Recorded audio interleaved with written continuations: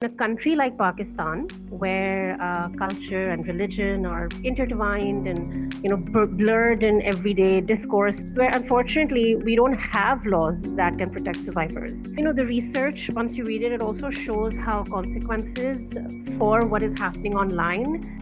You'll find diaspora Pakistanis being extremely conservative, extremely over the top with their level of strictness and following rules and cultural norms and traditions. Welcome to In Sync, a podcast about the lives we all want to really live and figuring out how to get there. Hi everyone, welcome back to In Sync. I'm your host Anmol Irfan, and with the rising cases of violence against women and children being reported in Pakistan, today's episode will focus on the efforts of solving that crisis of violence that has been plaguing our society. Our guest today has dedicated her work and much of her life to ensuring that survivors of abuse find support, solutions, and ultimately a better life. Zohra Ahmed is a lawyer and the founder of the Juggnu Project, Pakistan's first domestic violence online resource, and an organization that supports survivors of domestic violence and abuse. The Juggnu Project also recently collaborated with Chain to research on image-based abuse in Pakistan and how it's shaped by cultural norms and how those then need to be tackled. So Zohra, I am so excited to have you here today and to shed some light and, make this very heavy topic a little bit more accessible for our listeners. Assalamu alaikum. Thank you so much for having us on. It's an honor to be a part of this particular project. It's an honor to be talking to you right now. Thank you for the lovely introduction. You make us seem like we're superheroes. Thank you for that. I would love to take this opportunity to talk about the fact that the Juggnu Project recently collaborated or had the chance to partner with Chain, which is a UK-based charity. Specifically with survivors of violence and abuse. They create trauma-informed resources online. And they use tech basically to make those resources accessible. It's been a dream working with them. So I would just like to take this opportunity to thank the amazing people at Chain. We were very blessed to be able to partner with them on this research. This is a research that has been done for about 2 years now. We at the Juggnu Project played a very small role, very honestly, but I would definitely like to give a shout out to the amazing, insanely dedicated team at Chain. There's Hira, Ava, Abigail, Terry, Zainab, of course, Rama. These women have been neck deep in this research, and I honestly think anyone that has anything to do with policy making, legislation, whether it's both at the government level or the corporate level, needs to read this. The URL is obviously available. It's reports.chain.co. You have to read this research, and I think Chain is currently working on creating a more user-friendly training material for this. So hopefully when that actually gets rolled out, we'll be able to partner with them on that and train people on the ground. Yeah, like you said, I think it's so important for people from all aspects of life to see this report. I've had a chance to go through it myself, cover it a little bit for Echoes as well, but I think it's important for people to listen to what you have to say about it in your own words since you worked on it. So what are 2 things that you think everyone, everyday citizens who don't have the expertise to understand the technical terms around or the legalities around, abuse cases, etc., should know from that research, and why? This is a very detailed report. 2 things that I would definitely give out to just laymen who are not very well versed in either the law or policy. One is, and I know this is going to sound very discouraging, and I don't mean to sound like that, is you can never be too careful with your digital footprint online. And I know that's not what anyone wants to hear, and I'm very sorry. I do not in any way want to make it sound like I'm victim blaming or anything. It's never the fault of the victim, no matter what happens. And I think we can all agree on that. But that said, in a country like Pakistan, where culture and religion are intertwined and blurred in everyday discourse, where unfortunately we don't have laws that can protect survivors as effectively when you compare them to other countries, like let's say the UK, for example. And both culture and religion can be used to settle scores privately, just take it out on the survivor, so to speak. I think one has to be extremely careful and vigilant about the digital footprint you leave within your power, of course. Um, and the research, once you read it, it also shows how consequences for what is happening online are so real, and they can happen in real time offline. So whether it's your home, your workplace, your professional and your personal life, anything can get affected. Another thing is, it's of course it's very easy to say, be careful with your digital footprint. Another thing that was very surprising, I guess, is the fact that social class also matters. So survivors from, let's say, middle class backgrounds have, or at least seem to have, received much harsher treatment and consequences when it comes to images or videos that are circulating online without their consent, might even be, morphed using AI, might even be digitally created and may not be real. Whereas survivors that happen to belong to, let's say, so-called elite or rich backgrounds, they don't have so much to fear as much in comparison, possibly also because their families are more socially powerful. So I think they can protect the survivors a little bit more. That was a very surprising thing that I at least felt when I was going through the research. Also outside of the country, you will find diaspora Pakistanis being extremely conservative, extremely, over the top with their level of strictness and, following rules and cultural norms and traditions. Even when you compare them to Pakistanis back home, who may not actually be so, strict when it comes to following those boundaries. Possibly also because diaspora, the people abroad maybe want to, stick to their feeling of home, and maybe they might feel very out of place in, settings abroad. That could possibly one reason. The second thing that I definitely want people to remember, and when I say people, I mean girls, women, and queer people, who are usually a target of image-based abuse. Men as well, yes, but mostly it's been women, girls, and queer people. Intimacy has no fixed definition in our culture, so the definition of intimacy itself can change and vary depending on the region, depending on the culture. So for example, a photo that may be considered okay in, let's say, Karachi and Islamabad may not be considered okay or acceptable in, let's say, a rural area where there's not a lot of, let's say, exposure to, I guess, such events, pictures, occasions. Whether it can depend on the location, it can depend on the person's economic background, it can depend on the level of religiosity they come from, how conservative or how religious their family is. Literally anything can become intimate. So whether it's a girl, let's say, wearing a normal shalwar kameez, but she's out, let's say, at a dhaba having chai with her co-workers, who could be a mixed group, that could be taken in a very different way in Karachi or a metropolitan area as compared to, another place, let's say somewhere in KP or a smaller town over there, so, or Balochistan. So it also depends on where these pictures are circulating, who sees them, and how they can be used and manipulated to affect the life of that particular survivor. Thank you for sharing that in so much detail. One thing that I want to touch upon that, you said was specifically experiences with the diaspora, which I think is very interesting how those experiences have differed. You guys looked at Pakistanis within Pakistan and then outside as well. And then another thing that you said about, like you said, it's not victim blaming, but at the same time, it's really important for us to protect our own digital footprint online. And conversations like this can be very heavy. If we are sort of battling the way that we're saying it, the way they're approaching these things, especially I'm sure when you're talking to victims and survivors, it can be very difficult to, at that point, even more so talk about next steps maybe.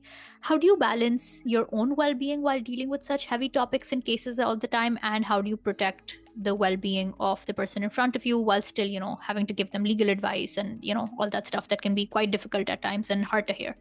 So I think one way of learning to balance it, I think over time you kind of I wouldn't say get used to it, but kind of learn to put your emotions aside when you're dealing with cases. I think in the beginning, such cases can definitely affect you emotionally and mentally. I remember in the beginning, I and a lot of my team members as well needed a lot of breaks. So when we would start cases, there would be days when we wouldn't be able to just move towards the next step, and we would have to actually pass it on to another team member and say, I cannot deal with this right now. Can you take this up? Give me like 3 days away from this case and I'm going to come back to it.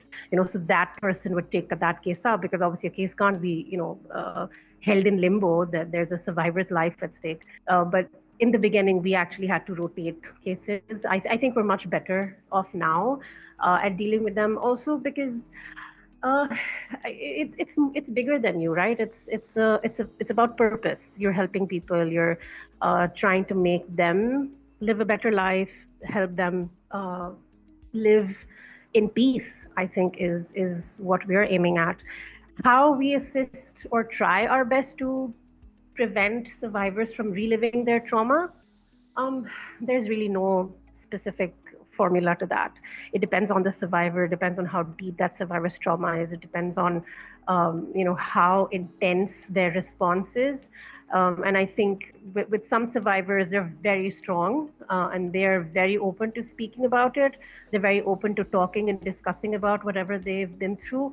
So you don't actually have to kind of tiptoe and walk on eggshells with them. But with some survivors, they've really gone through it. And in those cases, then I personally would recommend, you take therapy first, and then we're going to talk about legal action, maybe because the legal action itself can take time. And I understand that, courts are there to assist you, but the process is a lengthy one and you have to be very mentally strong in order to go through it. So it depends on the survivor. The way we handle that particular situation is what I would say. And I'm sure that, that can at times be very difficult. Like you said, sometimes they have to have therapy first, and it's not always a straightforward approach like, oh, let's take this to court. Have there been any other really big challenges while working on the Jugnu project aside of this? So I would say, Alhamdulillah, we've been really, really blessed to be able to partner with people that are just willing to help us move this agenda of purpose forward, of assisting survivors. I think the biggest challenge we've had is because we're a small team, so I think it's lack of resources. There's a lot of people that need assistance, but we've alhamdulillah managed to work around that by forming partnerships around Pakistan in different cities. So we're not alone in this. It's a network of volunteers, of actual organizations that are on the ground. And I think that's how we've managed to kind of, face those obstacles and make the most of it, I would say. I think anyone who is running a small organization in Pakistan can attest to the fact that, having a small team and a lack of resources is a big struggle, especially because there's not a lot of support from the system when it comes to, issues like domestic violence and abuse. And it is because this topic really is such a taboo around us and we don't necessarily talk about it. So I'm wondering if you want to shed a little bit of light on why you decided to start working on this. Okay, so this is going to be a slightly long answer. I'll try to tone it down a little bit. But the Jugnu project basically was born on the evening of my khala's passing in November 2021. My khala had actually been trapped in a very abusive and violent marriage for about 30 years. We basically grew up witnessing her torment, her abuse. You can kind of say we're firsthand witnesses of how abuse can manifest physically in a person, the various illnesses that show up, how the body will start to shut down eventually over time after years of abuse. And I'm obviously not going to go into any gruesome details about her life, but we grew up seeing the absolute helplessness of my mother and her siblings when, my khala throughout her life was going through different phases of said abuse. They had no idea who to turn to for help. They had no idea how to support her, other than maybe bring her home for a few hours, and then she'd have to go back to that same hell. They had no idea how to support her or her children. And again, because domestic violence is such a taboo, and you're not supposed to break family homes, for the sake of the children, so to speak. So there were a lot of old age traditions as well that kept them back. I'm not obviously here to judge anybody or say whether it was right or wrong, because obviously that's a different generation. But I remember, the extreme helplessness that they had. And the extreme anger that they had, but they couldn't do anything about it. And the most they could do was try to placate the other side of the family. And, but how much can you do that? How much mediation can you actually do? There will come a point where, you realize, oh, this is going nowhere. And she couldn't live outside of that marital home either. My khala was, you need to understand, most people look at domestic violence and think of physical abuse only. Physical abuse is just a part of it. Domestic violence breaks the person down. And that's why it's so dangerous. That's why you need on-ground, immediate intervention. You need emergency services. You need legal justice, the justice system to take this seriously, is because it can turn the survivor into a shell of a person. Like my khala was a zombie towards the end of her life. She was just walking. Like the only reason she was alive is because she was breathing, and she had no choice in that. I remember when she passed away, people said, "Oh, she's going to go to heaven," because she suffered so much in her life. All her sins have washed away. Bakhshi bakhshai gayi hai, jannat mein jayengi. And I will never forget that statement, because I was so angry at those people. I was like, when she was alive, we didn't help her. And now when she's dead, this is a very convenient way of saying, oh, she's definitely going to go to heaven, So you can say that the Jugnu Project was kind of born out of anger, like a strong sense of injustice. I wanted to create resources for people who maybe are in such relationships, or maybe know survivors, but they don't know how to help them.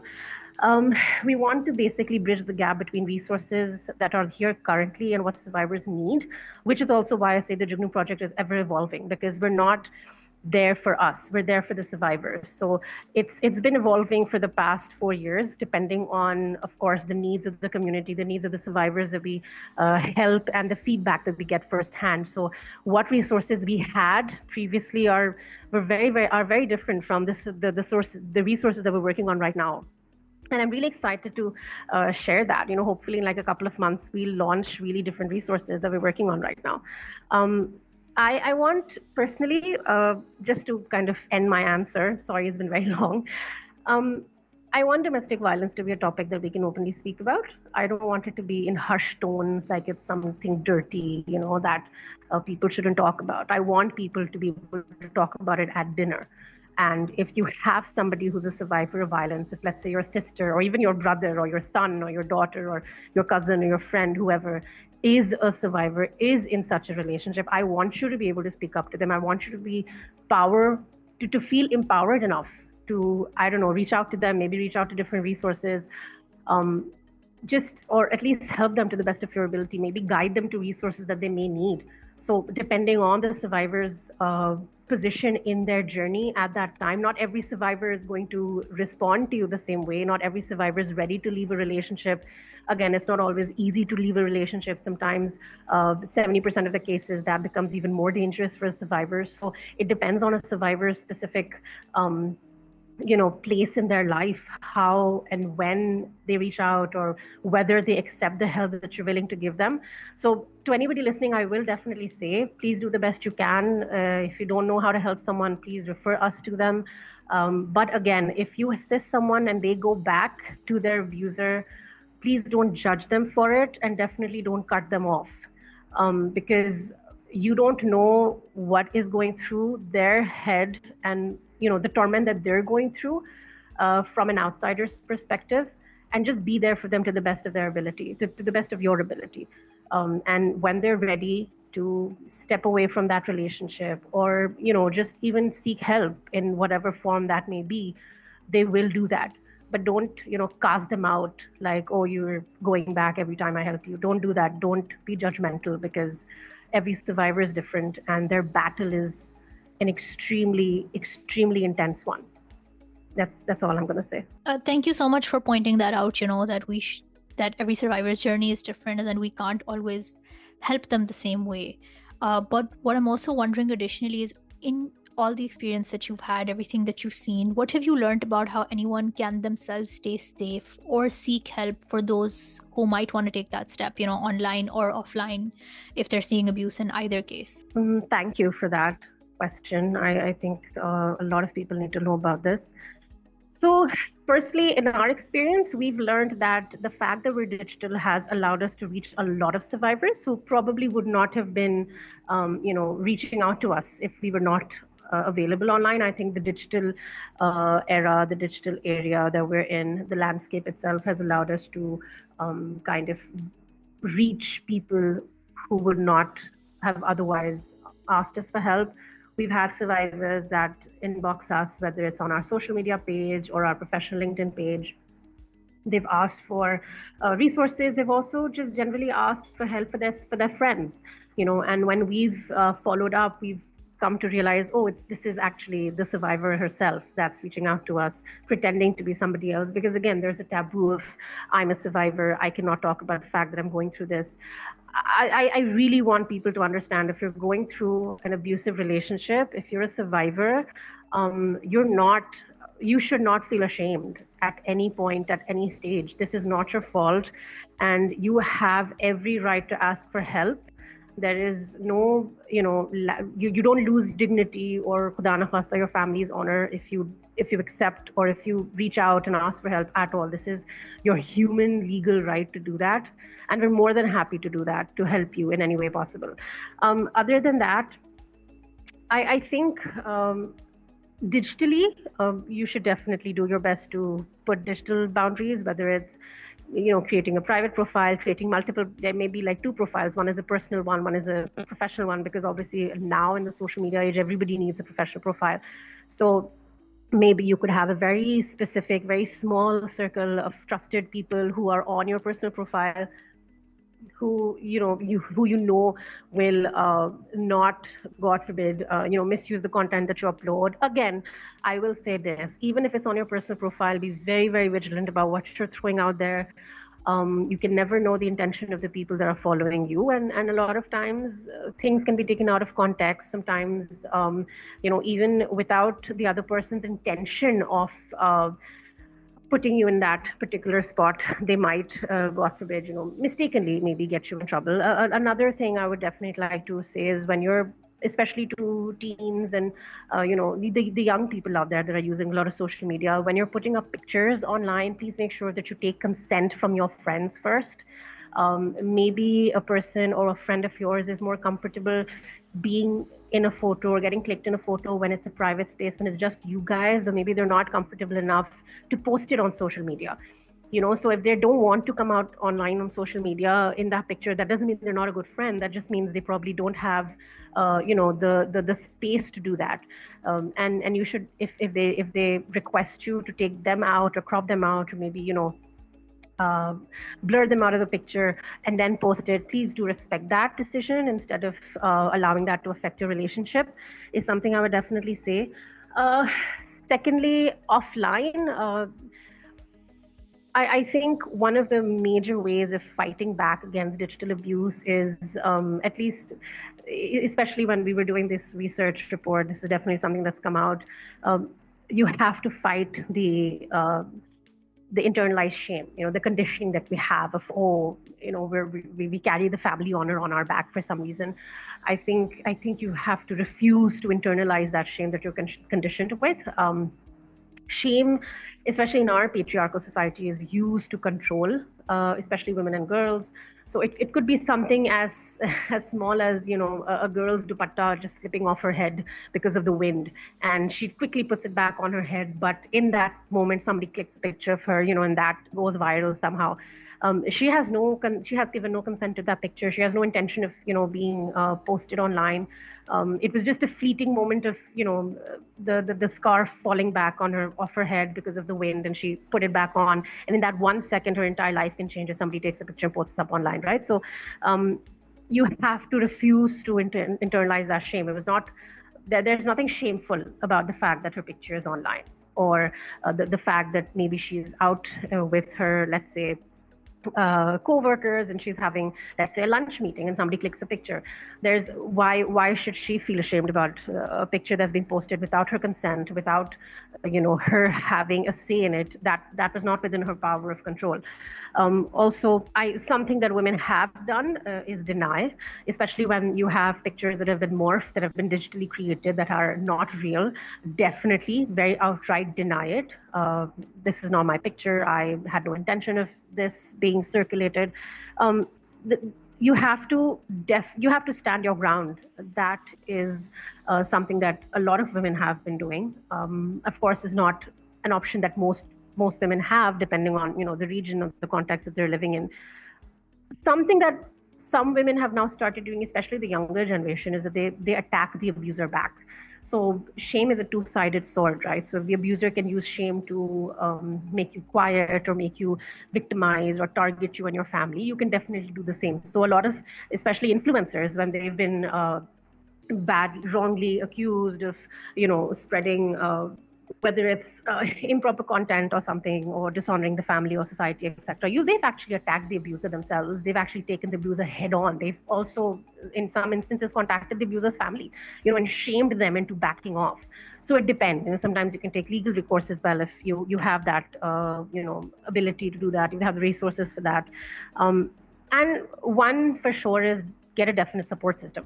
Women, girls especially, we're taught to leave our support system behind. We're conditioned to do that, especially when they get married.